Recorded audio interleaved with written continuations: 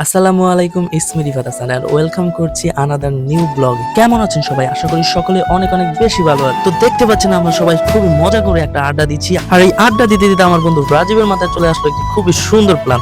আর সে বলতেছিল যে আমরা এই শীতের মধ্যে একটা হাঁসের পার্টি দিলে কেমন হয়।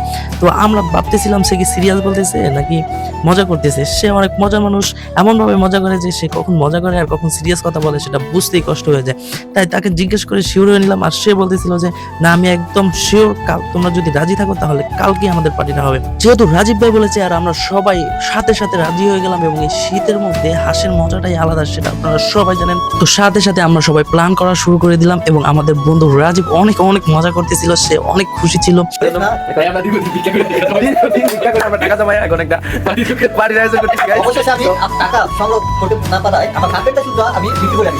কি পরিমাণ মানে ও ভিক্ষা করতে যাইতে পারে নাই, তো ওর প্যান্টটা খুলে বেঁচে দিছি গাইস। আমার বান্ধবী আছে দুইটা, আমার খালি আইবো খালি আইবো বান্ধবী আইবো, যদি তোমরা খায় তোমরা আসতে পারো। এখন যদি আমার খালি আমার বান্ধবী আসে তোমাদের কোনো সমস্যা নো নো নো তোমার ইয়েস কাটতে হইবো শশা সবাই আরে ভাই এটা কালকে টাকা দিবেন। কালকা না, এটা কেন কনফার্ম বলে দিবা। আচ্ছা শোনো, দরস ইয়া বিকালে তোমাদের সবাইকে আরেকটা কথা বলতে বলো বলো। যদি তোমাদের কোনো গার্লফ্রেন্ড বান্ধবী জাস্টফ্রেন্ড গার্লফ্রেন্ড এগুলা থাকে, এটি উন্মুক্ত তোমাদের জন্য, আচ্ছা আচ্ছা গোলাপি লিয়ে আবার সবাই মজা করুন। সমস্যা নেই। এটা মজা করুন সবাই, খাওয়া দাওয়া এনজয় করুন। এই শিবা চল, তোর কাছে আমার আবদার, তোর স্বাস্থ্য বোন কালিডারে লয়ে যাবি। তো যেই কথা সেই কাজ, অলরেডি আমাদের বাজার করা শেষ। আমরা দুইটা হাঁস নিয়েছি, সাথে হাঁস রান্না করতে যা যা লাগে সব কমপ্লিট। হাঁসের পাশাপাশি আরো দুইটা আইটেম ছিল, তা হচ্ছে ডাল এবং ডিম। যেহেতু রান্নাটা আমরা সবাই মিলে একসাথে করব, তো আমরা রান্না শুরু করে দিছি। এই যে দেখতে পাচ্ছেন, হাঁসটাকে যেহেতু বাজার থেকে ছিলিয়ে আনা হয়েছিল কিন্তু পশম কিছু রয়ে গেছিল, সেটাকে আগে পুড়ে নিচ্ছি। এদিকে আমার বন্ধু আমাকে থ্রেট দিচ্ছে আমি কাজ রেখে কেন ভিডিও করছি, আর রাজীব বন্ধুর ভয়ে আমি এসে তাড়াতাড়ি কাজ করা শুরু করে দিয়েছি। এইদিকে সবকিছু ধুয়ে পুছে রেডি করতেছিলাম। তো তারপরে সবাই মিলে একসাথে হাঁসগুলো কাটতেছিলাম, এদিকে আমরা মশলাগুলো ছিলে নিচ্ছিলাম, আর ওইদিকে এবার এখন রাজীব বন্ধু দাঁড়ায় দাঁড়ায় আমাদের কাজ দেখতেছে, আমাদের পরিচালনা করতেছে। হাঁস কাটতে কাটতে আমাদের রাসেল ভাই অনেক ভয় পাচ্ছিল, কারণ এই ভিডিওটা যদি তার বউর কাছে যায় তাহলে ঘরের সব কোটা বাটার কাজ সব নাকি তাকে দিয়ে করাবে, এরকম ভয় পেয়ে তিনি বলতেছিল কথা। এই ভিডিও আমরা ভাবির আবার দিয়েন না গবেন হেলে হে ওদিক দিয়ে আস করতে আমার এদিকে শিফাত বন্ধু হচ্ছে ডিম ছুলছিল, ও হচ্ছে লেট করে আসছে, অনেক লেট করে আসছে, তো সেই জন্য আমরা ওকে দিয়ে কোনো কাজ করাইতে পারিনি এখন পর্যন্ত। এখন চিন্তা ভাবনা করতেছি যে যা কাজ করব সব ওকে দিয়ে করব। ও তারপরও কাজ না করে খাটের উপরে বসে আছে। দেখেন গাইস, আমরা সবাই কাজ করতেছি, ও হচ্ছে খাটের উপরে বসে বসে আরাম করতেছে।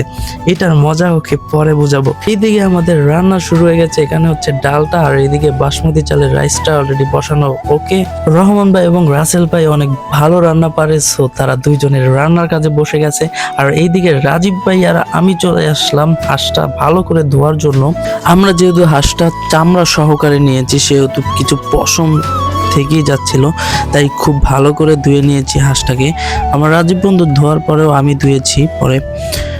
এখন হলুদ এবং মরিচ দিয়ে ভালো করে মাংসগুলোকে মাখিয়ে নিচ্ছে রাজীব ভাই, মশলা সহকারে একসাথে দিয়ে দিলাম সব। এখন হচ্ছে এটাকে কষাতে হবে।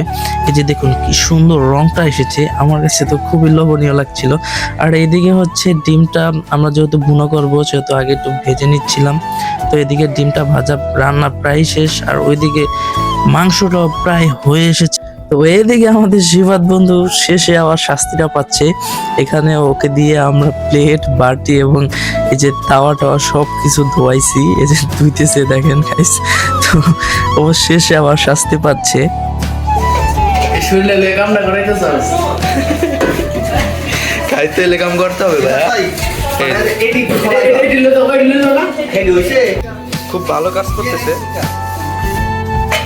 কি খাইবা কোকা-কোলা নাকি মধু মধু